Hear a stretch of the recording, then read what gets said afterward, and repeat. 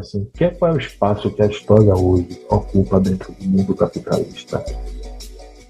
Porque a gente começa a pensar numa transformação, você pensa numa transformação, mas sem levar esse fator é muito difícil. Na verdade, Seitan Diop, ele não é só um antropólogo, histórico, historiador. Seitan Diop, ele é matemático, físico, químico, historiador, antropólogo, paleontólogo, arqueólogo, sociólogo e linguista. Entende? O que é que seria, entre aspas, necessário a formação de uma criança negra entre 6 e 8 anos que está inserida dentro de uma questão de classe, sabe?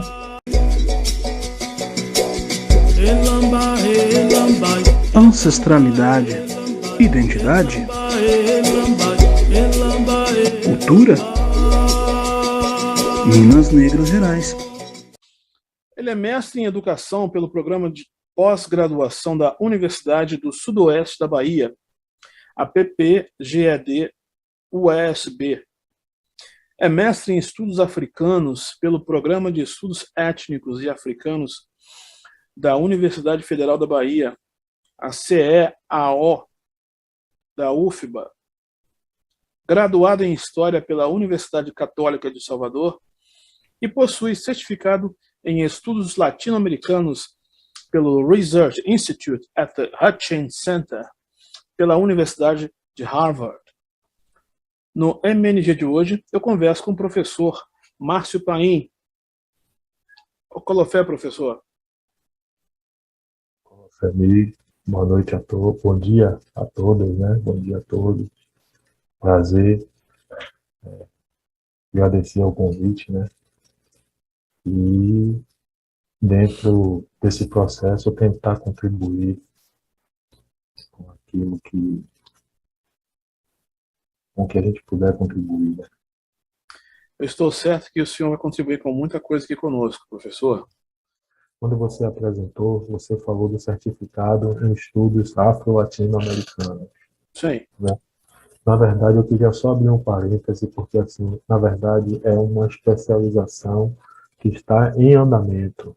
Certo. Né? Ainda não tenho essa coisa que não é diretamente vinculada. Na verdade, nem eu mesmo sei como é que é, né? É uma relação que eles têm com a Universidade de Harvard, lá. Acho que ao mesmo tempo não é da universidade, sabe? Entendi. Então é só no sentido de a gente deixar essa coisa correta, corrigir, entendeu? Fica registrado aqui, sem problemas. Bom. Em se tratando de história da África, por quais motivos, em especial, o Brasil é ainda leigo sobre a história da África? São vários motivos. Né? E ponto de partida disso tudo é a história da escravidão. A gente não pode entender esses motivos sem tomar a escravidão como ponto de partida.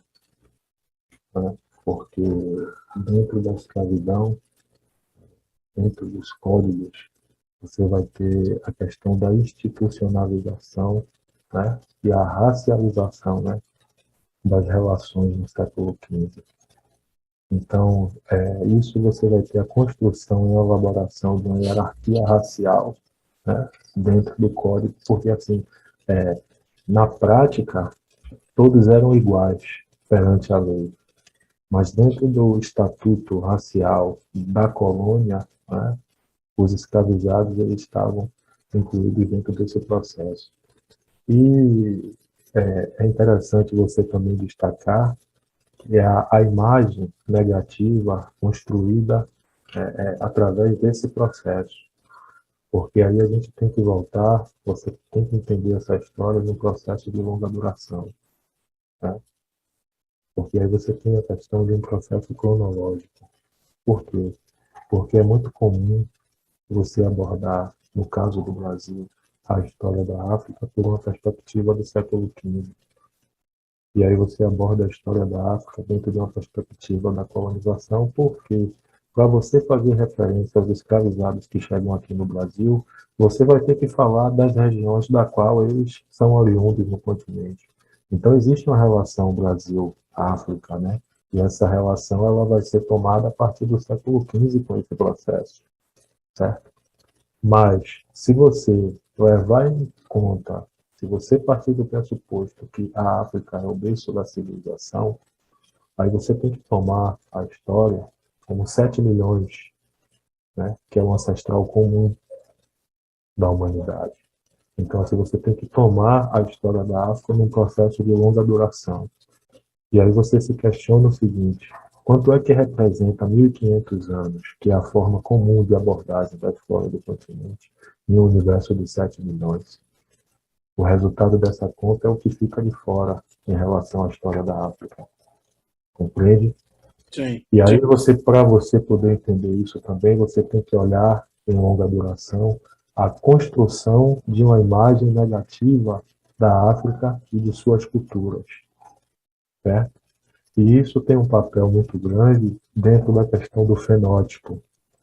Então, por exemplo, no caso de nós, pessoas de cor, a gente tem que entender isso, o fenótipo, como o ponto de entrada para a elaboração desse racismo antinegro. É você entender o racismo como um processo de uma longa duração histórica, né? Então, assim, o racismo, ele não é uma coisa do século XV, causada na racialização. Você entender o racismo como uma subjetividade, por exemplo. O racismo está aqui, agora, entre nós dois aqui, né? Ele está aqui, onipresente, né? Onipotente, onisciente, como uma subjetividade, esperando ou eu ou você, né? Abrir o espaço para que ele se aproprie a partir de nossas falas, certo? Então, se você entender o racismo dentro dessa perspectiva, né, quanto à subjetividade, você vai ver que isso está muito ligado, por exemplo, com o fenótipo. E aí você tem que observar isso num processo de longa duração até você chegar, por exemplo, ao período da escravização. Então, por que eu estou falando tudo isso? Porque o norte e o direcionamento, né, a experiência das pessoas escravizadas e das pessoas de cor, é uma experiência que vai ser norteada dentro dessa perspectiva racial, a cor como um peso. Perfeito. Entendeu? O senhor está promovendo um curso agora chamado Matriarcado Africano na obra de Cheikh Anta Diop. Eu gostaria de saber qual é a importância da obra desse historiador, antropólogo, físico e político senegalês para os estudos apresentados em seu curso. Na verdade, Cheikh Anta Diop, ele não é só um antropólogo histórico, historiador. Cheikh Anta Diop, ele é matemático, físico, químico, historiador, antropólogo, paleontólogo, arqueólogo, sociólogo e linguista. Entende? Então, assim, Cheikh Anta Diop, ele é um dos intelectuais de maior peso no século XX. É uma das pessoas que tiveram mais visibilidade no século XX, né? É uma pessoa que nasce no Senegal, depois vai para a França, né? E dentro da França, né? Ele chega na França em 1946, né? Para estudar matemática e física, e lá ele muda o foco da pesquisa dele e entra nas ciências humanas. E dentro dessas ciências humanas ele vai produzir um trabalho chamado Nações Negras e Cultura, que é um trabalho que coloca assim toda a construção referente à África e ao Egito em questionamento. Porque até aquele momento, em 1954, por exemplo, a ideia que prevalecia dentro dessa perspectiva de uma África ou de uma Europa forte, né? Você está num período ali pós-Segunda Guerra Mundial, 1946. Então, a tese é produzida em 1954. Então, tem poucos anos que a Segunda Guerra acabou. Então, a ideia que prevalecia por aí é você tentar justificar a superioridade da Europa, que estava muito ligado com a questão da origem da humanidade, né? Então, você tem essa coisa que eles acreditavam que, por exemplo, a superioridade da Europa está muito ligada com a origem do homem, né? Ter sido lá, o fato da Europa ter dado origem à humanidade. Né? Então, faz com que a Europa seja, por exemplo, a força que é naquele contexto. E essa possibilidade da África ser o berço da civilização é uma coisa que ficava secundarizada. Então, quando o Diop produz a tese Nações Negras e Cultura, ele questiona todo esse conhecimento elaborado. In this first segment, Dr. Diop discusses the evolution of mankind.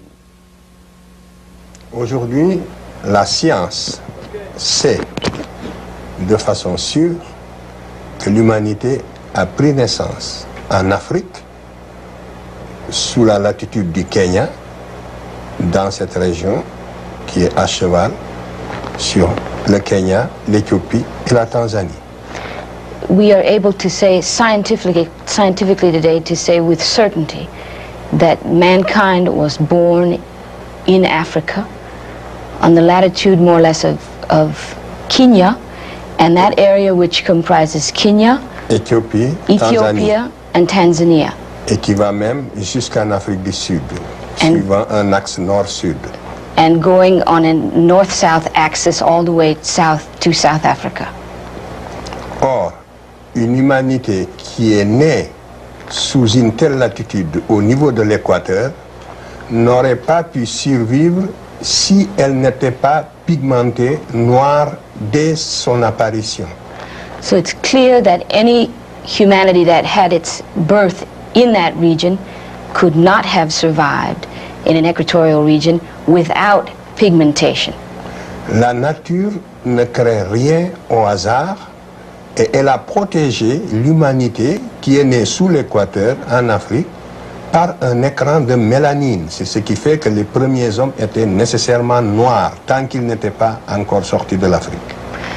Nature doesn't do anything by chance, and it's for that reason that humanity, mankind that was born in a sub-equatorial region was given melanin to protect its skin, and it's for that reason that it is clear, it is certain that first man had to be a black man.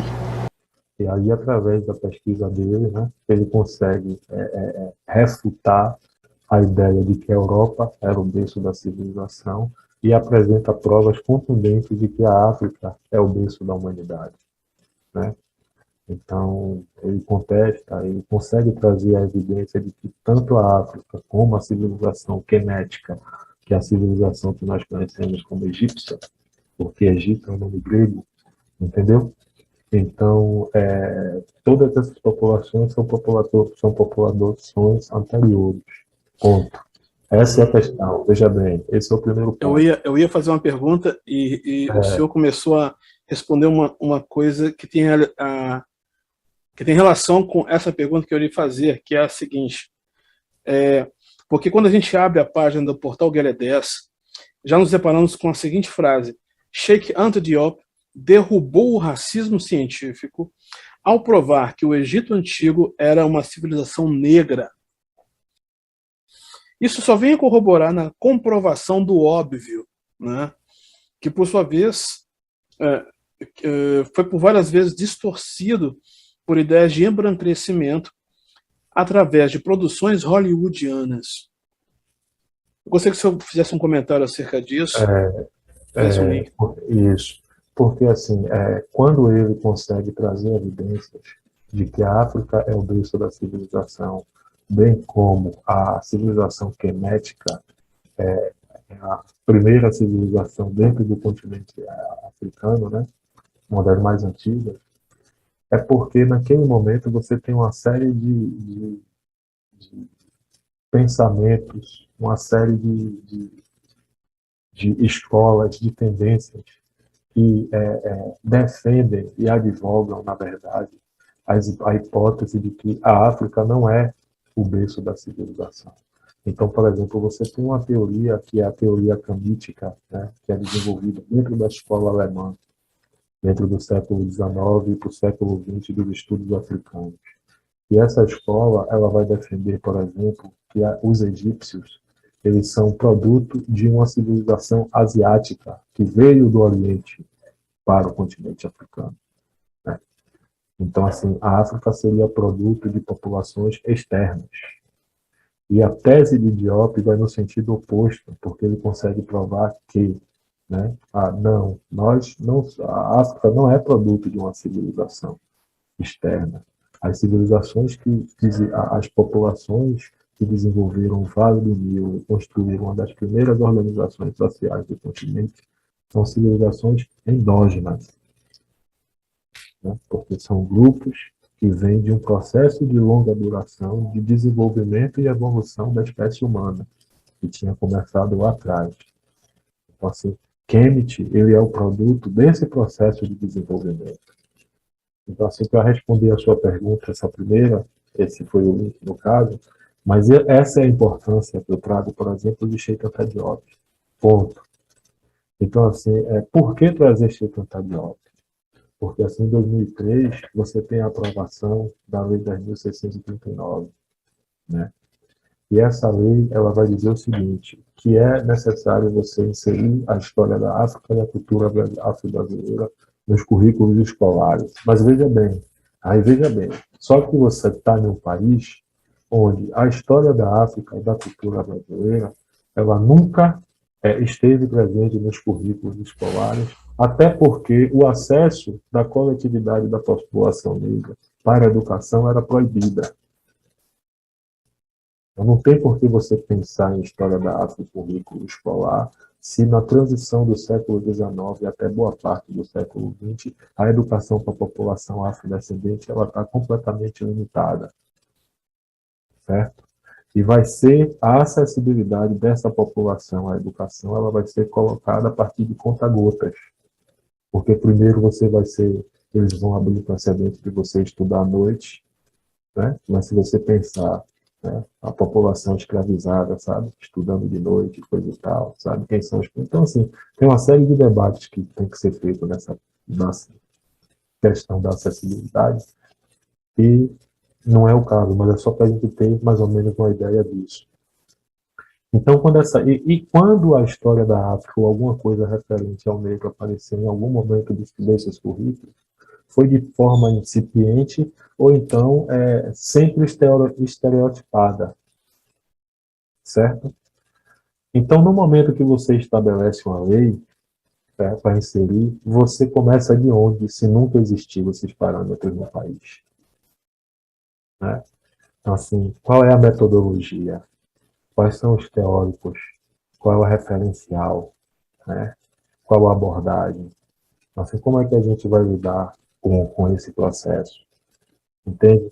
Uhum. Então, assim, aí entra a importância de Sheikh Anta Diop, porque você traz Sheikh Anta Diop, né, na possibilidade de contribuir com um referencial teórico e metodológico, né, para você mostrar, né, os pontos importantes da história da África. Porque, veja bem, não é transformar Sheikh Anta Diop em uma religião,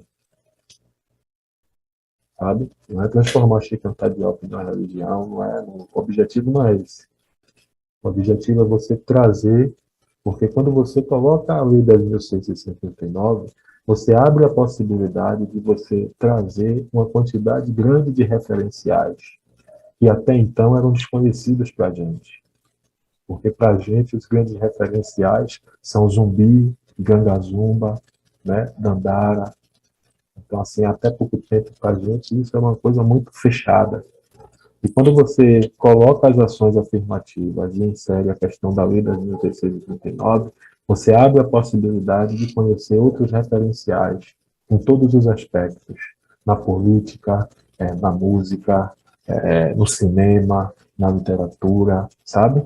E você fazer e fortalecer essa questão dessa relação Brasil-África, né?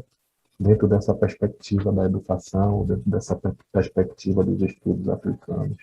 Então, é esse o porquê de trazer Sheikh Anta Diop. E aí, quando eu trago o curso Matriarcado Africano, é justamente no sentido, porque a obra dele são 12 livros, se eu não me engano, certo? Que ele escreveu durante a vida. Não tem como a gente abordar isso, nem o espaço que a gente poderia abordar. Então eu entendi que eu poderia pegar aquelas discussões que eu entendo ser importantes para poder fazer algo no sentido de contribuir, né? Mostrar para as pessoas, na verdade, a importância e os eixos temáticos que eu trabalho. E tem uma outra obra que eu vou trabalhar, que eu pretendo trabalhar mais à frente, que a gente vê essa ideia da ocupação dos continentes por uma perspectiva africana, né? Que é uma das teses que Sheikh Anta defendia em um dos livros. Então, é tentar pegar isso para a gente ver, na verdade, como é que a coisa tem sido desenvolvida. Né? E isso aí já é um processo que eu venho desenvolvendo. Inclusive, até recentemente, eu teve um artigo meu que foi publicado por uma revista, né? Que é sobre a questão da diferenciação racial na obra de Sheikh Anta Diop. Né? O que é que essas pesquisas estão dizendo? Ele fez uma tese há um tempo atrás. Mas, assim, e hoje? O que é que essas pesquisas hoje, a genética, a biologia molecular, o que há de mais desenvolvido sobre esse processo, o que é que elas estão dizendo sobre o que ele levantou lá atrás, sabe? Então, é mais ou menos isso. Esse é o projeto de você trabalhar com a introdução ao pensamento e à obra de Sheikh Anta Diop. Para quem se interessar em procurar o seu curso, quais os caminhos, ou qual o endereço eletrônico? Assim, vocês podem chegar no link através do meu Instagram, mlpaim, e vocês podem chegar no Simpla. Vocês podem clicar no Simpla, que lá no Simpla você tem a divulgação e automaticamente você cai na área das inscrições, para quem tiver interesse, entendeu? Perfeito. O senhor deve ter visto milhares de novos professores se formando por aí, né? E muitos desses professores normalmente não têm a mínima vontade, né, ou acesso a estudos da história da África, né, por N motivos, principalmente aqui no Brasil. Quais seriam as propostas que o senhor teria para a gente começar a mudar esse quadro, até mesmo para que haja um interesse de um mínimo contingente de professores, para que a gente possa passar isso para dentro das salas de aula? Irmão, assim, eu vou ser muito sincero com você, seria muita pretensão da minha parte se eu tivesse uma resposta para você e dissesse, ó, é assim, assim, assim, assim, porque são vários fatores, né? O primeiro disso tudo é a própria questão que a história ocupa hoje dentro de um mundo capitalista, né? Então, assim, qual é o espaço que a história hoje ocupa dentro do mundo capitalista? Porque a gente começa a pensar numa transformação, você pensa numa transformação, mas sem levar esse fator é muito difícil, né? Porque a história ela perde espaço dentro do mundo capitalista, irmão. À medida que as pessoas passam, a história ela vai se ressignificando e cada ressignificação dessa, né, as forças contrárias, elas fazem com que a história tenha menos terreno. Então as pessoas hoje, elas estão muito pouco interessadas em saber coisas que tenham relação histórica. Estou dizendo que não tenha ninguém, não. Você tem, porque eu estou aqui com você, sabe? Trocando essa ideia, justamente porque fazemos parte de um grupo de pessoas do qual a história tem uma outra importância. Entendeu? Então, assim, isso que eu estou falando é para a gente poder pensar na história da África dentro desse contexto. Porque se a história, quanto tal, ela já ocupa um lugar, imagine a história da África dentro desse processo. Né? Beleza, aí é o segundo ponto. Aí, dentro dessa questão da história da África, você vai pensar nesse processo da África como um todo, porque você tem a história da África e você tem os estudos africanos. Beleza. Mas é uma questão elitizada, irmão. Entendeu? Então, o grande lance é assim, como é que você populariza a história da África? Como é que você faz a história da África chegar às pessoas? né? Essa é uma das questões. Para depois você pensar, por exemplo, no processo de formação dos professores. E aí, se você vai pensar a história da África na questão da formação dos professores, você vai pensar essa história da África dentro de uma reformulação curricular, onde você questiona a própria ideia de currículo, velho. Entendeu? Porque essa questão do debate racial, ela está muito ligada à experiência. E a sua experiência, ela é subjetiva também. Sabe? Então, assim, como é que a gente coloca isso dentro de uma caixa chamada currículo? Sabe? Então, assim, pensar em uma proposta é pensar em uma reformulação curricular conceitual. Então, assim, o que é que seria esse currículo?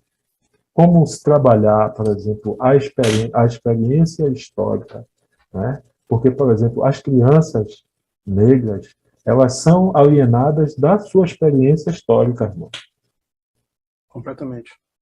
Entendeu? Então, os meninos que estão numa fase crucial, que é justamente a fase de percepção, porque, assim, você tem a primeira sociedade que você tem contato, que é a sua casa, é a sua família. Da sua família, você tem acesso à segunda sociedade, que é a escola.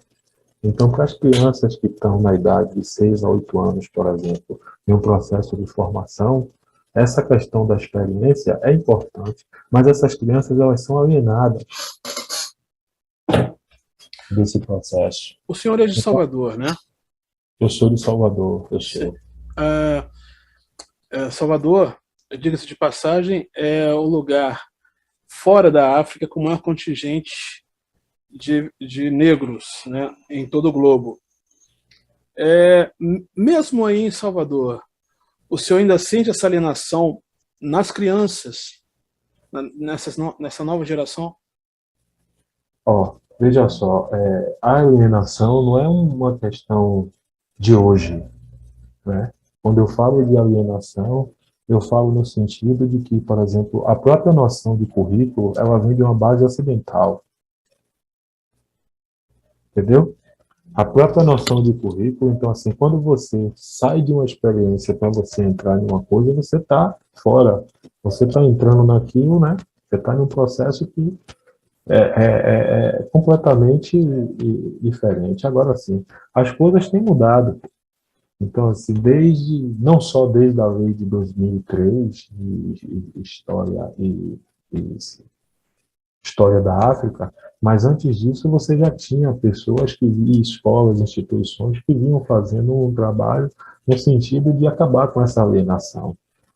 Então, desde daquele processo da década de 90, né, que o governo, os parâmetros curriculares nacionais, que o governo vem abrindo para você pensar essa questão da diversidade, desde ali você já tem escolas, por exemplo, a minha pesquisa de mestrado em educação, ela foi feita a partir da escola Eugênia Ana dos Santos, né, que é uma escola dentro de um terreiro do Candomblé, que é o terreiro do Iaxel Poafonjá. Então, assim, essa escola, ela já é fruto de um processo de duração já mais anterior, porque é um projeto que vem desde a década de 70.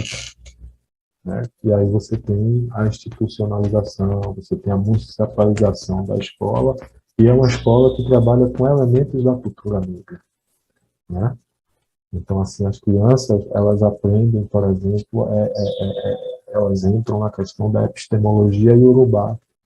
Elas aprendem o bom dia, elas aprendem o boa noite, elas estão inseridas dentro dessa cultura, sabe?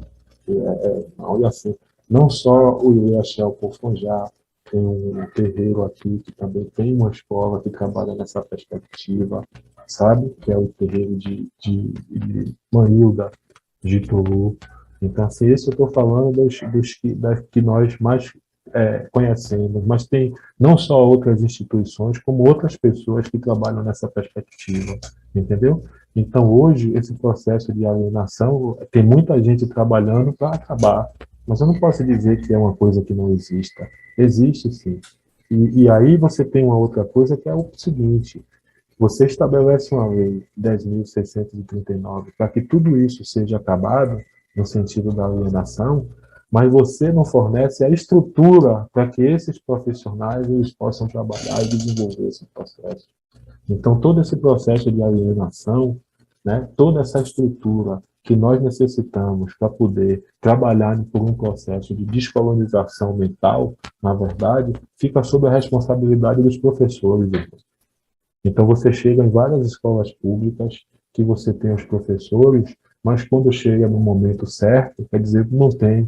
Então, esse processo de mostrar uma história da África, de trabalhar com os símbolos da cultura afro-brasileira, vai muito da particularidade do professor, da responsabilidade que ele assume, de como ele se vê como indivíduo negro, procurando dar sua contribuição nesse processo, entendeu? Ou até mesmo da instituição a qual ele está inserido. Entendeu? Mas a instituição com a qual ele está inserida já faz parte de um contexto maior, porque se você for pegar, por exemplo, muitos professores são professores municipais e estaduais. Então, estão inseridos dentro das escolas estaduais que são parte do governo. Então, aí o governo, sabe? Então, aí já tem uma discussão bem maior. Que eles ali, sabe, estão fazendo uma coisa diante da estrutura que eles têm em mãos, né? Você está falando de uma estrutura governamental, pô. O que dizer, então, das instituições salesianas, por exemplo, e outras por aí?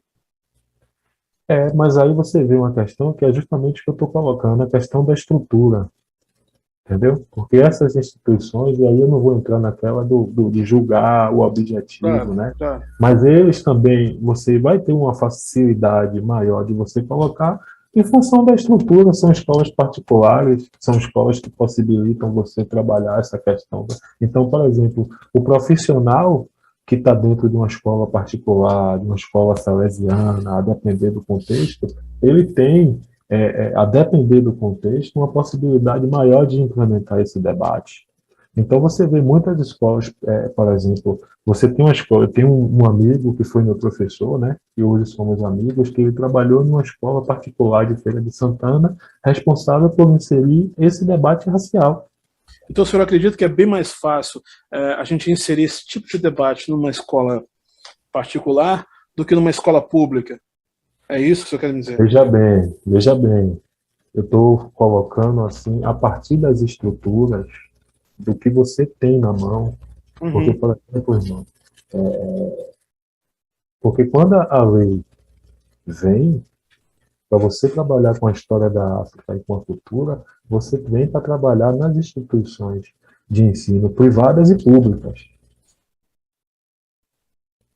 Entendeu? Você vem para trabalhar com as instituições, só que na pública isso não acontece.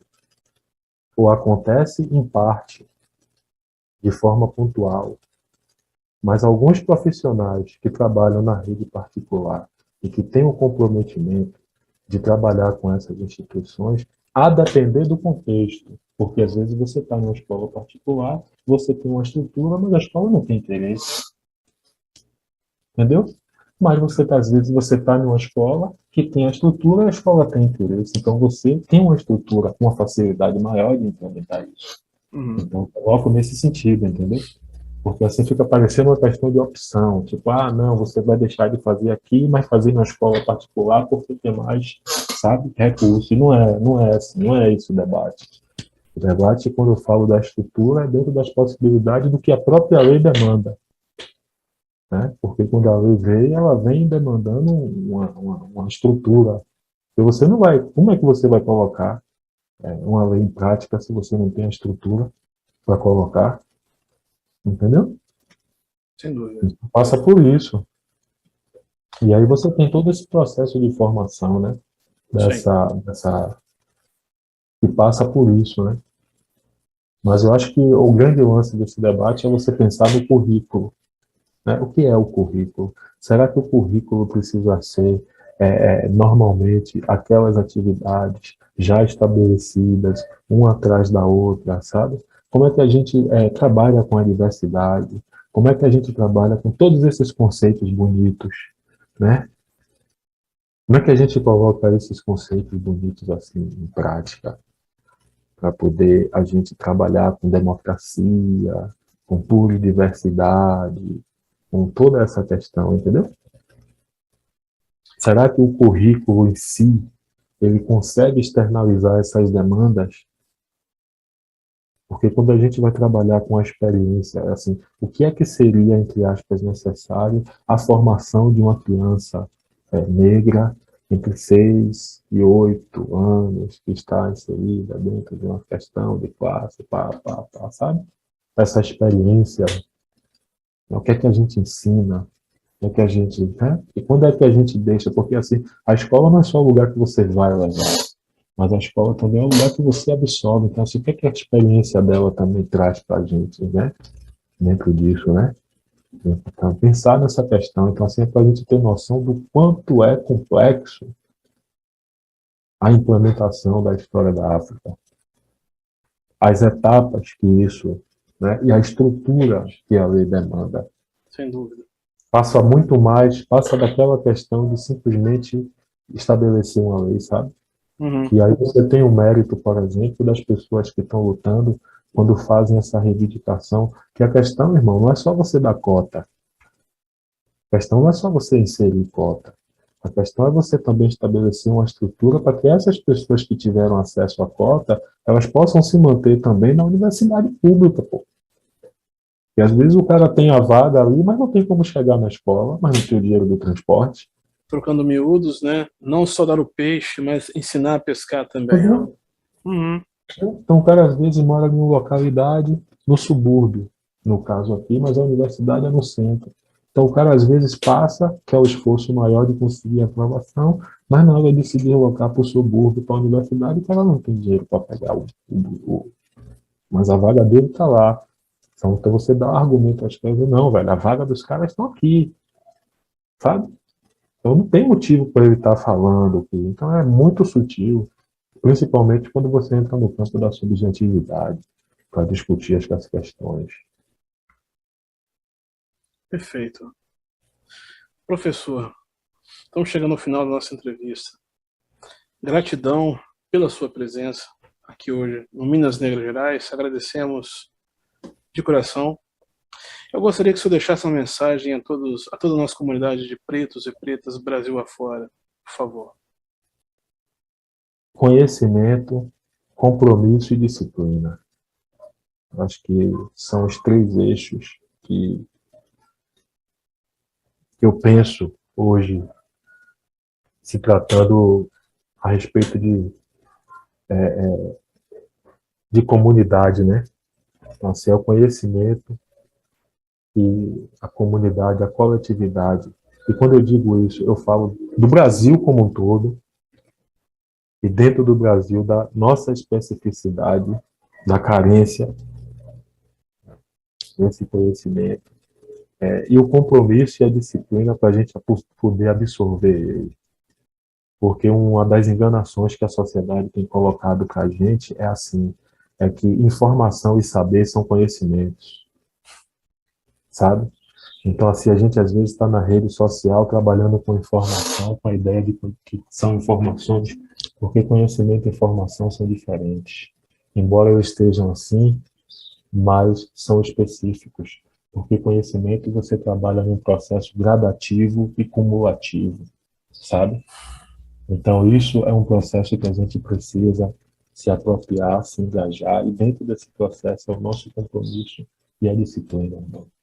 Porque eu acho que a história e a cultura, né, são as únicas alternativas que restam, porque politicamente a comunidade negra não tem representação, né? Socialmente você é resultado do político, economicamente não se fala. Então você só tem a história e a cultura para você se apropriar, né, dentro desse processo. E aí é que vem a importância de você trabalhar com essa questão dos referenciais, né? Então hoje se fala muito de Garvey, se fala muito de Nkrumah, se fala muito de nacionalismo, mas a mensagem que esses caras estavam trazendo o tempo todo, as pessoas não conseguiram captar, ou quem conseguiu captar não coloca, porque esses caras estavam dizendo tudo, o tempo todo o seguinte, olha, sem história, né, não somos absolutamente nada, não conseguimos nada, entendeu? Porque assim, é a questão do passado, você não tem presente nem futuro, se você não tem passado, irmão. Então, se você não tem passado, você não tem história. Se você não tem história, você não constrói nada. Então, é isso que Garvey estava dizendo, é isso que Malcolm estava dizendo, é isso que Lumumba estava dizendo, é isso que Nkrumah estava dizendo, sabe? Então, assim, é isso que esses caras estavam dizendo. Então, isso não é uma coisa mirabolante, que você precisa de bilhões para poder fazer. Isso é uma coisa simples, que está muito ligado com o seu compromisso e com sua disciplina. A forma como você organiza, como o Malcolm dizia, né? O tempo é o nosso principal inimigo. Mas uma vez que você consegue, né, acertar com ele, você já dá um grande passo. Então é bem isso. É bem nesse aspecto, né? Perfeito. Conversei hoje com o professor Márcio Paim, de Salvador, Bahia. Professor Márcio Paim é prova de um Brasil negro que dá muito certo. Força pra gente. Força. Valorize a cultura afro, a identidade negra, a ancestralidade e a pluralidade do povo negro. Apoie o Minas Negras Gerais. Pix minasnegrasgerais@gmail.com. Bora nos aquilombar! Inscreva-se no canal, dê o seu like e compartilhe com seus amigos. Os tambores de Minas soaram.